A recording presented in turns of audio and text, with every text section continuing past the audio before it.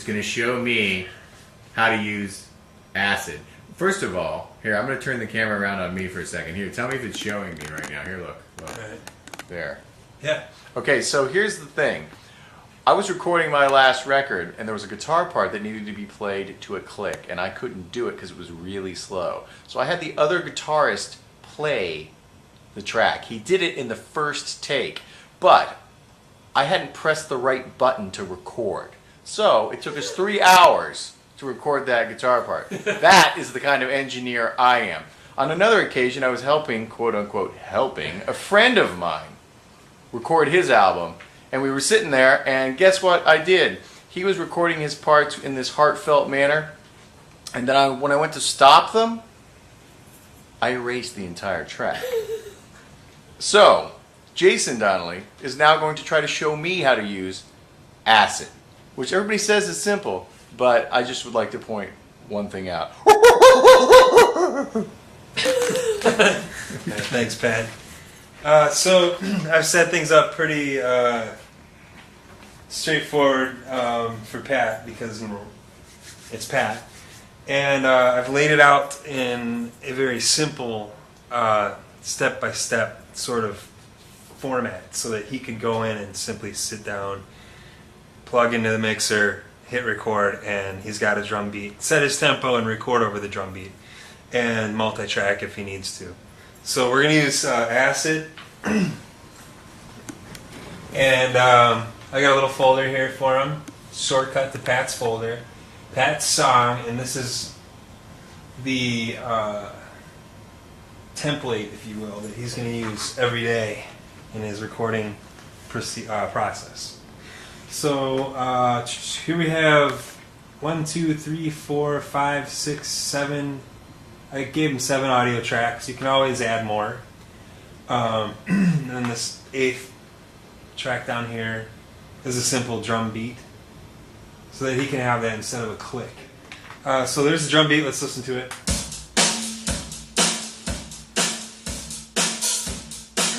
Now also show that you can change the tempo on this beat.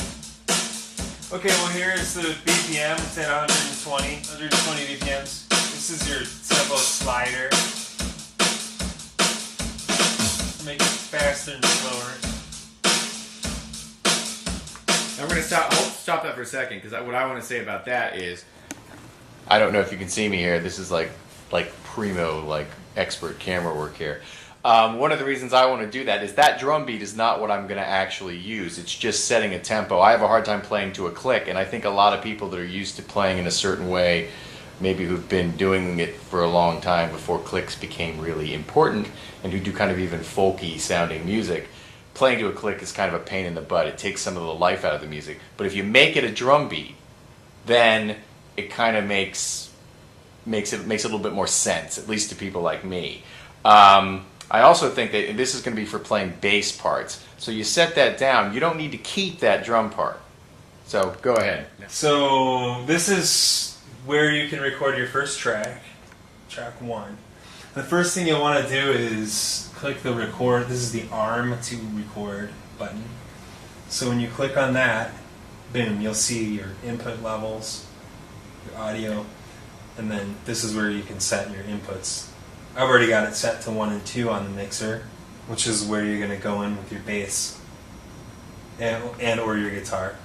For you, you want to do mono 1 or mono 2 if you're recording bass.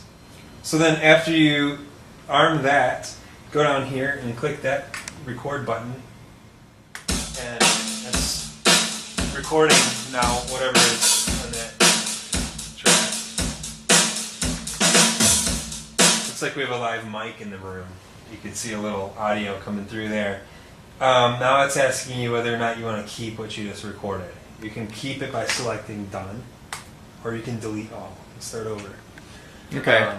So that's pretty straightforward. What's going to happen is I'm going to come in, I'm going to put the drum beat down, I'm going to lay down bass lines, and the thing is that I don't play the bass very often, but I can play it in a monkey-like fashion. So I'm going to lay down the basic bass lines with this, hopefully in time, and I'm going to go direct with them.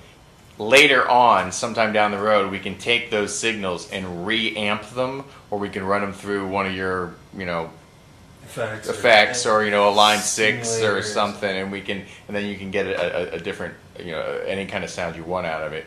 And I mean, basically, what you have here is somebody who. What I usually do is I record. Everything's based on acoustic guitar parts, and we have done things with clicks on some records in the past, but by and large, it's an acoustic thing. So for me to do this is like unusual, and it's also, I think, taking one sort of recording in one mindset and trying to add something else, trying to kind of modernize the music that an old geezer is making.